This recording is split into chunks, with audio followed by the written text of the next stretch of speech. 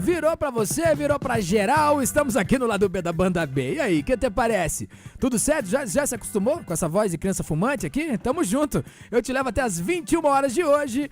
E quem diria? Chegou a hora de mais um papo lado B. Eu recebo aqui semanalmente, né? Eu tenho a grata satisfação, bicho, um regozijo, eu quero dizer, né, de receber aqui toda semana Lívia Fará. Ela é empreendedora da gastronomia, produtora de eventos, mãe, ex-advogada, que é o suprassumo da advocacia, né? Venci na vida. Pensadora das coisas do mundo. E ela traz aqui assuntos espinhosos que fazem parte da vida de todos nós, né? Que ela tá sempre bem acompanhada aqui no lado B da banda B.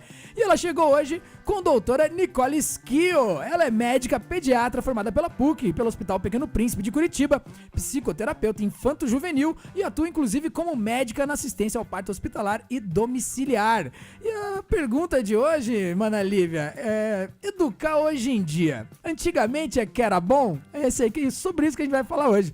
Muito boa noite, sejam bem-vindas aqui ao lado B da banda B. Boa noite, Vitor. Pois é, todo mundo já teve essa discussão na vida, né? Seja online, que nos últimos tempos é bem comum ter essa discussão, ou ao vivo. É a avó que quer dar palmada no neto, que não entende por que a mãe não dá. É o tio que acha chato as crianças comerem na mesa. Isso. Muita coisa mudou na educação das famílias nas últimas décadas. E, além disso tudo, tem a questão atualíssima das telas, né? E o jeito de se relacionar com as crianças. E aí eu convidei a Nicole, que é pediatra e que fala muito sobre esse assunto, para falar um pouquinho sobre isso. E eu quero saber, Nicole, como é que as coisas estão indo nessa seara? Essa discussão é grande dentro da pediatria também? Oi, gente, boa noite. Boa noite. Então, essa discussão é gigantesca. Eu escuto isso no consultório diariamente, e das amigas e das pessoas que têm filhos em volta, de que o que a gente está fazendo, né?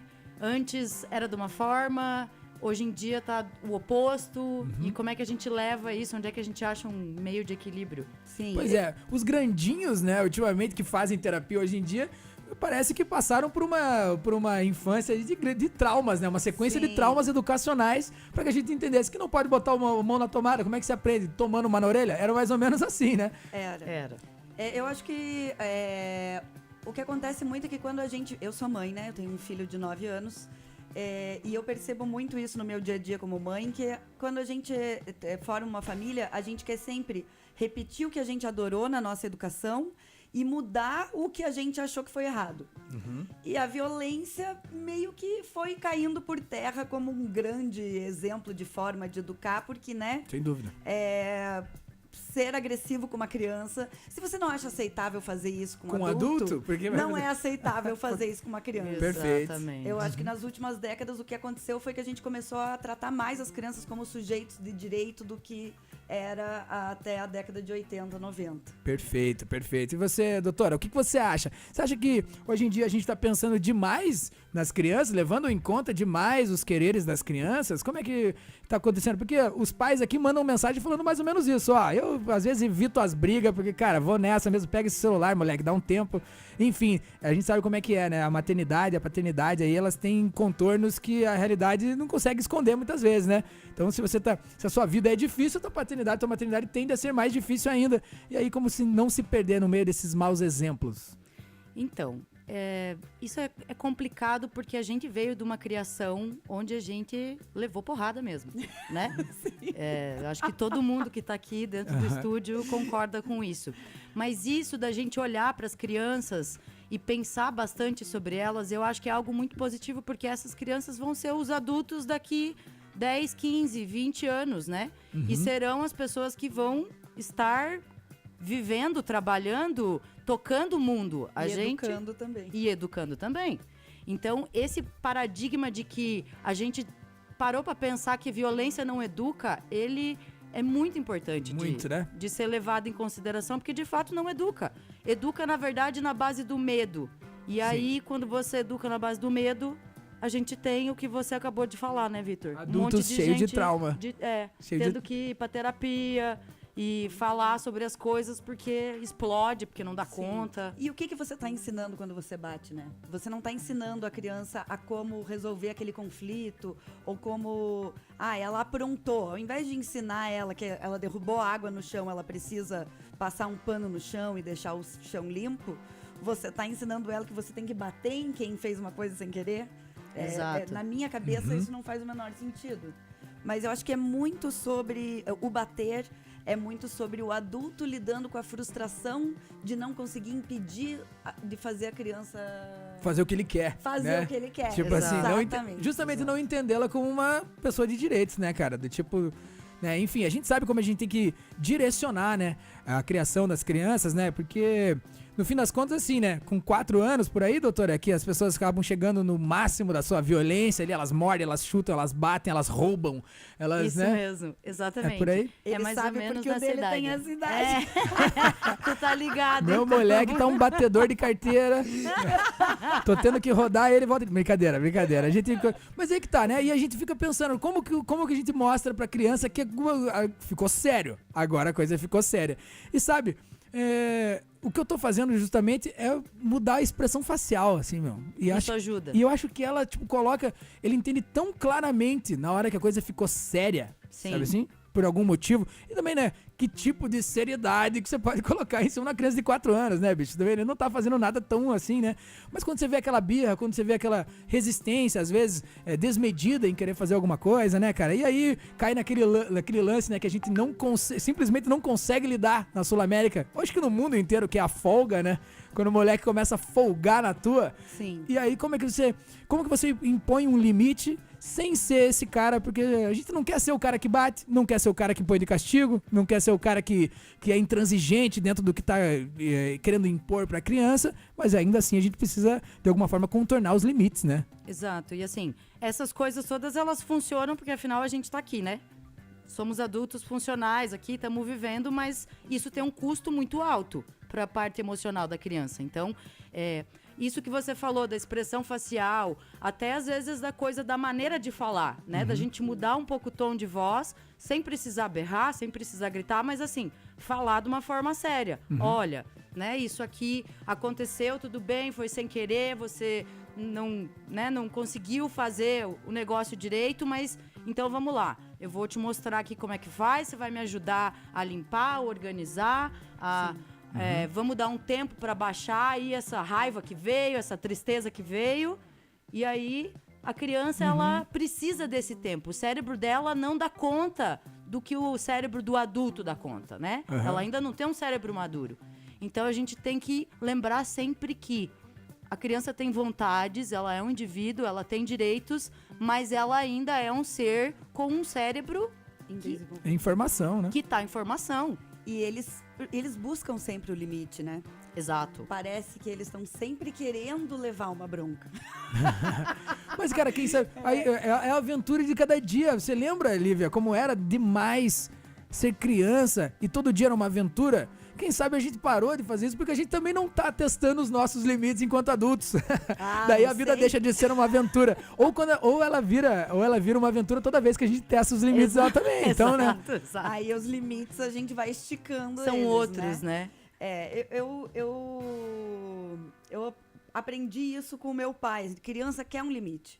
Você pode ver que o tio que a criança mais gosta é sempre aquele tio que na hora que o bicho pega, chega e dá chama uma na juntada. chincha. Tipo, fulano, você não pode fazer isso por causa disso.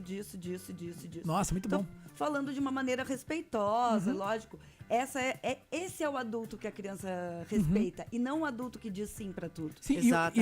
e o adulto, assim, que faz parte da coletividade, né? Tem aquele lance meio de aldeia, né? Então, tipo assim, ele faz parte da coletividade. Então a coletividade toda está impondo pra ele uma vontade. Não é uma pessoa em si, às vezes aquela pessoa que é o pai, que é o contraponto em relação à mãe, ou sei lá. Não, a comunidade está colocando essa pessoa nesse lugar. E aí as pessoas entendem mesmo, a criança entende rapidamente. É interessante isso, né? Às vezes a gente dá esse clima de... parece que elas não são capazes de entender tão bem tudo o que a gente tá falando, né? Mas elas entendem. Elas entendem. Super. E tem uma outra questão sobre esse negócio da aldeia que você falou. nós somos algumas das primeiras gerações que cresceu sem aldeia, né? Exato. Porque sim. até Mais a década de individualizado. 50, 60, todas as famílias viviam meio juntas. Mesmo Mais terreno. irmãos. Tinha mais irmãos, tinha mais tios presentes, Isso. avós presentes. Hoje em dia a gente tem famílias que os avós das famílias trabalham também 8 horas por dia, os pais trabalham 8 horas por dia, ninguém tem encontros para brincar, as pessoas não têm mais irmãos, um monte de irmão. Na minha casa nós éramos em 5, né? Mas as 3 do meio que tinham idades próximas, não adiantava colocar a gente de castigo no quarto que a gente ia continuar brincando ou brigando. Sim, exatamente. Hoje em dia as crianças crescem sozinhas. A aldeia que as mães têm Não geralmente existe é a mais. tela. Pois é. Exato. E aí, como é que fica, por exemplo, assim, se a aldeia, essas outras referências que chegam até a criança, chegam à criança através da tela, eu tenho uma pergunta de uma ouvinte que mandou aqui, ó, qual é a opinião de vocês em relação à criação longe de telas? Justamente, não tenho essa oportunidade de ter um contraponto dentro da realidade, porque a gente tá falando assim, né? A gente tá falando de uma família, ou idealizando aqui dentro da nossa cabeça uma família de pai, mãe e tudo mais, mas às vezes, cara, a família é a mãe e a criança, é o Sim, pai e a criança, é a gente com a gente. E aí essas referências realmente acabam vindo da internet, acabam vindo, né, da televisão, né? Quem aqui não foi formado pela TV Colosso, que levanta a primeira mão, né? Gente. TV Cultura. TV Cultura, pô, aquela sequencinha, né? Que Educada, Aham. intelectual. Muito intelectual. Xuxa na sua criação. Não, mas Vitória. assistia Xuxa e Castelo Rá-Tim-Bum. Então, Havia as duas coisas. Aquela sequencinha, né? Que era Bigman, O Castelo Mundo Rá-Tim-Bum e o Doug, Doug. que era a Aham, sequencinha Doug Funny. premiada das 7 horas. Mas então, o que vocês acham dessa criação sem telas e que tipo de desafios, né, cara, que os pais têm na hora de colocar isso, né? De colocar impor essa realidade. Então, essa questão das telas é bem complexa, porque isso tudo que a Lívia acabou de falar sobre a questão da coletividade, da aldeia, das pessoas próximas, né? Isso é muito importante porque a criança precisa de presença de outras pessoas. Ela vai aprender e vai se sentir mais segura a partir da presença de outras pessoas. Quando a gente tem famílias que não têm essa possibilidade, né? Que às vezes é uma mãe solo com uma criança, ou às vezes é um pai, uma mãe, uma criança, ou enfim, 2 mães, 2 pais, uma criança que não tem avós, que não tem irmãos, que não tem círculo perto, a gente apela para a tela. A tela, ela é usada porque no mundo de hoje é impossível não vivermos com telas. Porém, para uma criança, isso precisa ser controlado, né? Então, assim, a gente coloca aí, até os 3 anos de idade, o ideal seria não usar telas. E se usar, no máximo, 1 hora no dia. A partir dos 3 anos, o máximo de tempo de tela no dia seriam 2 horas. E a gente também tem que pensar sobre o que é que essa criança está consumindo na tela. Ela está vendo um desenho que tem todo um enredo, uma história, um contexto, ou ela tá vendo vídeo curtinho no YouTube que não tem nada de construtivo, que não ensina nada, que não mostra nada sobre a vida e as relações, e aí ela tá fritando a cabecinha dela naquilo ali, né? Então, a vida fora das telas, ela é impossível no mundo de hoje, mas existem formas da gente lidar com isso de uma maneira que a gente preserve a cabeça da criança para não deixar a criança louca de ansiosa. Até porque a gente sofre disso, né? Sim. A gente sofre justamente disso. Então, tipo assim, não interessa. Pessoas de 20 a 60 anos. Que agora, cara, pô, eu me formei e não tinha nem smartphone, bicho. É Sim. verdade. Não tinha WhatsApp quando eu me tinha formei, em nada dessas 2013, coisas, faz né? 10 anos. Não tinha internet até esses tempos atrás. Entendeu? Então, tipo assim, a galera que escuta o barulhinho da internet de escada até hoje na cabeça, toda vez que vai entrar. Então, a gente também se colocou nessa posição de ser infantil em frente às telas. E a gente viu o que acontece. Quando você absorve de qualquer jeito. A gente leva, dentro da nossa sociedade, quem sabe até, a gente leva com certo desprezo a questão da sugestão. Como se o que a gente tá vendo não tá sugestionando a gente, né? Então eu tô vendo lá um conteúdo, passa um conteúdo fitness, tá me sugestionando que eu devia ter aquele corpo. Passou um conteúdo policial, sugestionou que eu vivo em perigo. Então, tipo assim, tudo isso, se pra gente fez o que fez, né? A gente bem sabe os contornos que, né, se deram aí, a gente viu politicamente isso acontecendo. Imagine na cabeça de uma criança, né? Sim, as crianças, a gente estava falando disso nos episódios anteriores sobre vida virtual versus vida real, né? O que a gente tá perdendo? A gente tá perdendo a capacidade de se entediar. Sim. Porque por mais que nós crianças dos anos 80 e 90 tivéssemos acesso às telas e programas infantis, a gente tinha horário, né? Tinha comercial. Tinha comercial. Porque assim, ó, só passava desenho de manhã Exato. e de tarde tinha TV Cultura. No horário da noite tinha Carrossel, que era uma briga, porque era no mesmo horário do Jornal Nacional. Exatamente. E a tela era compartilhada com os nossos pais. Dificilmente a gente tinha televisão no quarto. A TV era como se fosse um rádio, né? Exatamente. Tá tocando o que tá a tela era um tocando. momento Isso. social da vida. Aham. E eu acho que essa é uma das maneiras de resgatar a tela de um jeito saudável. Fazer isso num programa de família. Vamos Exatamente. assistir um filme. Que horário que a gente vai assistir o filme? Depois Isso. do jornal vai todo mundo sentar e assistir E um assistir filme. um filme Legal. juntinho. Com começo, meio, fim. Vamos falar sobre o filme se a gente quiser, vamos, né? Exatamente. Vamos ler o livro do filme que passou? Vamos Pode comprar o ser. livro, quem sabe ver uma ilustração, ver uma história em quadrinho que tem a ver com aquele filme? Vamos Sim. saber. E não simplesmente usar a tela como uma muleta, uma maneira de desligar a criança. Porque não desliga, no final das contas, só deixa mais Não, agitada. você fica... Como é que é o nome? Quando você põe uma barreira e a água não vai? Você fica... Represada. Represando, Você é. fica represando a energia. Sim. E daí quando a criança sai da tela, ela tá agressiva, Aham. hiperativa e tendo piti. Tendo o mas é choque dela. É um exatamente choque, isso. né, doutora? É um choque, né, que ela tem a partir de tanta informação chegando, tudo isso Muito é um choque. estímulo, é muito estímulo, né? Então a gente tem que ter esse cuidado, tem que olhar para todas essas coisas. Ao mesmo tempo a gente pensa, por exemplo, adolescentes, né? Hoje em dia eles interagem a partir do jogo, do virtual, né? Do lugar de vamos jogar e tal, e não estão mais convivendo entre eles na vida real. E aí, como é que a gente lida com isso? Eles é não estão difícil. vivendo os riscos da vida real. Não o que eu estão. acho a coisa mais perigosa pra gente porque a gente precisa passar pelo risco da adolescência. Eu acho que... Aí eu tô falando como leiga, tá? Porque eu não sou da psicologia nem nada do gênero, mas eu tenho pra mim que é muito importante você lidar com aquela sensação de ser invencível e ir sair com seus Sim. amigos pra aprontar alguma, que os adolescentes de hoje em dia simplesmente não experimentam. Porque eles têm medo do mundo real. Eles estão há 10 anos dentro de um quarto com uma Dentro de um televisão. quarto. É. É, então, e aí isso, né? Também mindfulness é viver de tédio. E quando o que você fazia? Quando você tava entediada, ia pro banco da pracinha e esperava quem chegava lá. E quem chegava lá virava um enredo, o papo começava e continuava e ia que ia a partir da troca real, social, normal, regular, quem sabe. E você vivia aventuras, né? Dava tempo de imaginar. Hoje em dia a gente não tem tempo Perfeito. de imaginar as coisas, de criar mundos dentro da cabeça. As crianças não fazem isso porque elas estão condicionadas a que seja apresentado isso a partir de uma tela. Inclusive, vamos dar um tempo pra essa galera imaginar? Manda mensagem aqui pra 984070550 com as suas considerações sobre esse papo e a gente volta logo mais com elas. Como estamos? Tudo certo? Pra você que chegou agora, não sabe o que está acontecendo, estamos em meio a um papo lado B e eu estou aqui com Lívia Fará e Nicole Schio. Doutora Nicole Schio. Doutora, fala pra nós. O pessoal tá perguntando aqui um monte de coisa e tecendo comentários. O Daniel mandou uma mensagem falando assim, ó, método antigo era MMA ao vivo. Era mesmo. por aí. Tenebroso. A chinela voando. A chinela voa na vaiana de pau. Baiana de pau. E daí eu recebi um outro que fez um certo contraponto que eu achei interessante, ó, é o papo da Mariana. Ela falou aqui, hoje temos mais informação e consciência, o que ajuda, mas atrapalha também. Achei engraçado Sim. o jeito que ela colocou. Atrapalha porque afinal a gente fica se questionando o tempo inteiro o que a gente tá fazendo, né?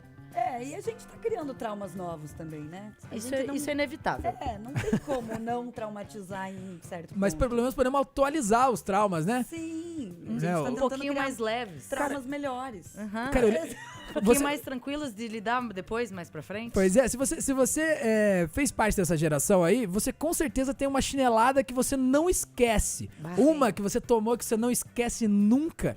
Tem uma, cara, que eu tomei que eu lembro eu escuto o barulho da porta, porque ela foi muito plástica. Ela foi um chinelo que veio voando na minha direção, assim, bateu. Eu tava saindo pela porta, correndo, bateu na porta e veio na minha cara, assim, ó. Fez. A gente ri, né? Estalou passou. na minha cara e caiu. Não, porque passou e o cara tá vivo. E acho que até quem sabe seja esse o motivo. Mas eu vou contextualizar. O que eu tinha feito? Eu tinha 11 anos, tinha brigado com um piá de 17, que obviamente. E pegou e esfolou minha cara assim, ó, na porta da minha casa, assim, que tinha aqueles chapisquinhos, sabe? Eu falei, não, na porta da minha casa não, malandro. Aí eu entrei em casa, peguei uma faca e fui atrás dele. Pergunte se alguma outra vez eu peguei uma faca pra alguém. Nunca mais. Sim, você Né? nunca mais Quem sabe por esqueceu. causa de uma surra plástica? Talvez. Mas sabe o que eu quero dizer? O que a gente... a gente acha que sobreviveu a isso e por isso acha que pode fazer com que outras pessoas passem por isso também. Não faz sentido esse pensamento, né, doutora? Não faz, nem um pouquinho. A gente precisa melhorar em várias coisas, na verdade. Sim, eu lembro, você falou de uma chinelada que você lembra. Eu lembro de uma vez que eu apanhei porque eu gastei todo o perfume da minha mãe. O perfume caro da minha mãe. Parei na frente da penteadeira dela e saí toda perfumada pela casa, me achando o máximo. Eu devia ter 5 anos. E eu apanhei, obviamente. Eu lembro de uma que eu apanhei porque eu sujei a calçada que a minha mãe tinha recém-lavado, porque eu tava jogando bola e a bola quicou num lugar com barro e quicou na calçada e deixou marcas. Eu levei uma surra de varinha, cara. Então, Nossa, você teria eu lembro aprendido dessa. muito mais se ela tivesse te dado um pano e um rodo. Vai limpar, isso. Não me isso. dado uma coça, né? Mas você difícil, limpou né? Depois? Não, eu só apanhei e fiquei super tipo, o que eu fiz de errado? Nem entendi o que aconteceu. Ai, cara, que difícil, né, bicho? Mas e aí? Hoje a gente tem outras opções, tem mais informação e é justamente o que ela tava perguntando. E aí, agora a gente tem mais informação e a gente faz o que com elas? Então, a gente fica sempre nessa dúvida sobre se a gente tá sendo muito permissivo, né? Sim. Se a gente tá deixando a criança fazer tudo o que ela quer. E, na verdade, o que a gente tá tentando usar hoje em dia da educação, a gente chama de educação positiva. Vocês podem pesquisar isso depois na internet aí. Mas o que é educação positiva? É você dar limite de uma forma gentil e mostrando pra criança que você está ali pra ela nos momentos mais difíceis que ela vai passar. E mostrando a Legal. lógica por trás do que você está pedindo para ela, né? Você, Exato, explicando. Exatamente. Você não pode bater no seu amigo porque você não pode bater em ninguém. Quando que é aceitável bater? Quando você está se defendendo. Exatamente. É o único momento em que é aceitável. Assim como na lei. Você só pode agredir alguém se você está tentando se defender de uma agressão. Aham. E faz muito mais sentido você explicar logicamente para a criança de um jeito que ela entenda do que você simplesmente ser agressiva com ela, né? A gente tinha essa noção, eu acho que a sociedade tinha essa noção de que a criança não tinha essa compreensão. E criança, a partir de 6 meses, 1 ano, você tá falando com ela e você tá, né, fazendo ali comunicações corporais, gestuais e as coisas que você mesmo faz no dia a dia, ela tá sacando tudo. Ela tá entendendo tudo a partir do que ela tá vendo você fazer. E aí, quando você Mais tá do que tudo. explicando, ela também tá sacando. Então, ela percebe tudo. Sim. Mas o exemplo é não é só o melhor jeito de se ensinar alguma coisa, é o único jeito de se único ensinar uma jeito. coisa, né? É Isso. o único jeito. Não adianta você falar algo e fazer o contrário. Ela vai aprender o que você tá fazendo, não o que você tá falando. Sim, por isso que a gente vê, por exemplo, que crianças que só comem besteira quando você vai ver a dieta dos pais dela. Também Os pais só comem besteira. Muito dificilmente isso acontece quando a família, pais e mães têm, né, uma vida super saudável e a criança daí só come bobagem. Não, porque não tem em casa bobagem pra comer. Porque, assim como tudo, eles aprendem pelo exemplo nisso também. Pode crer, mas ó, o pessoal acaba reclamando um pouco, professores e tal, empregadores e tal, que a educação positiva traz falta de responsabilidade. A gente consegue mesmo assim impor limites e impor esses limites. O limite tá aqui. Eu sou gentil com você no que você fez, o que você fez foi bem errado, o que você fez não foi legal, mas eu tô gentilmente te comunicando que agora isso aqui não acontece mais, por exemplo. Ela pode ser tão incisiva quanto essa educação, né, entre aspas aí, que a galera idealizou com violência e tudo mais? Ela pode ser, inclusive, melhor nesse sentido. Porque depois que você acostuma a criança a te ouvir, ela não vai passar dessa linha. Ela não vai precisar que você ameace ela com um chinelo, com uma cinta, ou ela não vai esperar que você grite. Ela entendeu que o limite é na conversa. Então, esse é o limite. Quando a conversa muda o tom ali, que você fala um pouquinho mais sério e tal, pronto, ela já sacou. O meu filho Otto, toda vez que o meu marido fala... A gente vai conversar lá no quarto. Ele começa a chorar como se ele fosse levar uma surra. E ele nem sabe o que é uma surra. Ele nem sabe o que é uma surra. Por quê? Porque ele entendeu que esse é o limite. Quando o pai dele fala essa frase, é porque ele alcançou o limite. Cheguei lá, consegui. Olha lá, consegui hoje de novo. Vamos lá falar com meu pai. E ele só senta e converse com Pronto, com não meu é, filho, não é nada tão aterrorizante Exatamente. assim. Mas se você vê a reação dele, parece que ele vai ser surrado. Assim, não tem a menor dúvida. Ó, no caso do meu pequeno, eu tô sentindo que ele tá sentindo emoções diferentes agora, né? Tá ficando com 4 anos, tá na idade. sentindo emoções diferentes. E aí eu pego e pergunto pra ele, falo assim, sabe isso que você tá sentindo? Porque tem muito disso também, né? A gente acha que o trabalho do pai é também, a função do pai é também frustrar os nossos pequenos, fazer com que eles entendam o que é frustração e lidem com ela, porque muitas vezes é esse o teu papel, né? De alguma forma a gente, né, e a criação é muito massa por causa disso, né? Cada um tem o seu lugar e cada lugar tem o seu jeito, enfim. Mas eu tava percebendo, por exemplo, que o meu piá tava ficando bem físico, subindo em tudo, tal, pulando de Escalando altura, as querendo coisas. tirar essa onda. E aí eu tava falando muito, cuidado, presta atenção, cuidado, segura, não sei o quê. E eu achei, cara, que chato isso, né? Eu comecei a perguntar, tá bom, mano, qual que é o teu plano agora? Sim. Qual que é a tua ideia, E aí? Que Falei, você nossa, o que vai você tá fazer? fazendo Vai aí, fazer? cara? O que você tá fazendo aí, cara? Nossa, eu tô aqui em cima da grade. Falei, beleza, qual que é o teu plano agora? O que você vai fazer? Como é que você vai descer? desce? Sei lá. E aí, assim, nessa eu vi ele ficando mais rígido. Aí, opa, percebi, peraí. Agora eu não sei bem. Não sei o que vem na Acessou o próxima medo, fase. acessou, né, um lugar que antes não tava ali. Um certo receio, que eu acho que também tem a ver com a sobrevivência, né, do Sim, moleque. importantíssimo. Né, ele Não, entendeu? isso de acessar a estratégia também é tão importante quanto a fazer a criança aprender a levar não. Você não pode fazer isso. Não, Sim. você não pode pular Agora o banho. não. Agora não Agora vamos não. ouvir a tua música. Agora não Exatamente. vamos Isso ver é a televisão. importante pra você, pra tua saúde. A gente vai ter que fazer. Você pode não gostar, você vai ficar chateado. Beleza, tá tudo bem ficar chateado, mas a gente vai ter que fazer. Vamos ter que lavar esse teu nariz aí, moleque. É o jeito. É isso É aí. o jeito. É exatamente isso aí. Então, essa coisa do frustrar é interessante porque, assim, a gente precisa fazer isso. A gente precisa dizer não e precisa dar limite. Porque senão a criança cresce com uma noção sobre o mundo que não existe. Porque o mundo é uma frustração por Seguida si da só. outra. Só. Seguida da Né? Exatamente. A minha mãe sempre fala isso, que nosso papel como mãe é frustrar. Porque a frustração que a mãe dá é uma frustração muito melhor do que O mundo vai dá. dar. Vai ser uma chulapada bem mais Exatamente. forte. Verdade, cara, Quando ela é verdade. descobrir que ela não é o centro do mundo, né? Exato. E aí, cara, nessa onda, assim, ó, eu, por exemplo, fui falar pra ele assim, ó, cara, isso que você fez não foi legal, meu. Daí ele já começou a dar uma sofridinha, quietinho, assim, não sei o que. Eu falei, sabe isso que você tá sentindo? Se você pedir desculpa, vai passar. Vai lá, pede desculpa, que vai passar, bicho. Sabe isso que você tá sentindo agora? Eu nem sabia se o que ele tava sentindo era raiva, ou vergonha, ou, sabe assim, ou culpa. Né? Eu nem sei qual o espectro da paleta, né, de sentimentos estava acontecendo ali naquela hora. Mas eu falei, cara, se você parar, primeiro respira, filho, vamos respirar. Respira que é melhor, vai passar. É só respirar. Sim. Se você for lá pedir desculpa, você vai se sentir melhor, tenho certeza. E aí ele, tipo assim, fica meio contrariado de pedir desculpa, fica meio naquele jeito, sabe? Ai. Ele tem um lance de responsabilização, que ele não gosta de ser responsabilizado pela coisa dos outros. Então, do tipo assim, filho, por favor, pode ajudar o pai a pegar esse casaco aqui?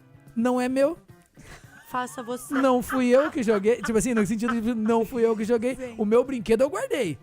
Meu Minha brinquedo tá parte aqui eu guardado. fiz. Agora esse aqui é de quem largou aqui, sabe assim? Não querer ser responsabilizado pela coisa dos outros, assim, é muito engraçadinho, né? Mas também vai crescer e daqui a pouco ele vai entender esse lugar que às vezes ele vai precisar dar uma mãozinha, né? Tipo, fazer a parte do outro pra ajudar e isso também vai gerar um sentimento bom nele, né? Mas é tão gostoso ver que eles aprenderam a pedir desculpa. O meu filho não tem o menor problema em pedir desculpa. Que massa. E eu Sim. acho isso, assim, uma vitória. Super. Porque ele, claro que ele erra, que ele faz besteira, mas se ele entende que fez errado, ele vai pedir desculpa com zero orgulho.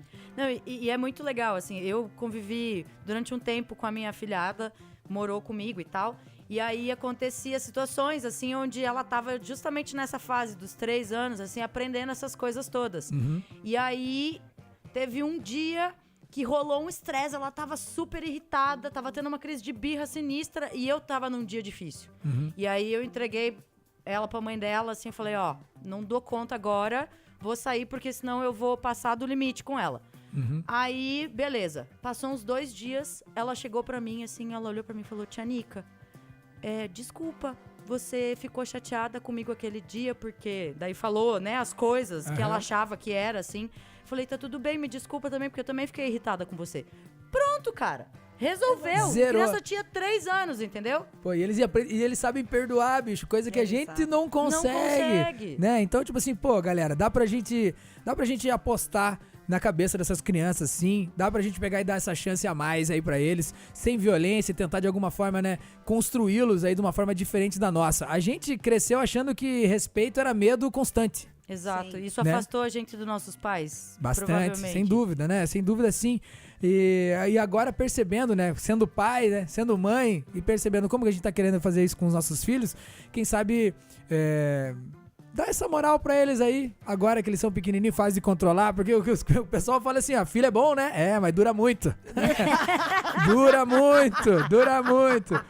Não dá pra devolver. Não dá. Meninas, muito obrigado a vocês pela participação. Obrigado, Lívia. Tamo junto. Sempre bom recebê-la aqui. Doutora Nicole, também. É um prazer. Sinta-se sempre convidada a estar aqui junto com a Lívia ou em algum outro momento, se achar pertinente estar aqui junto com o Lado B, a casa tá aberta.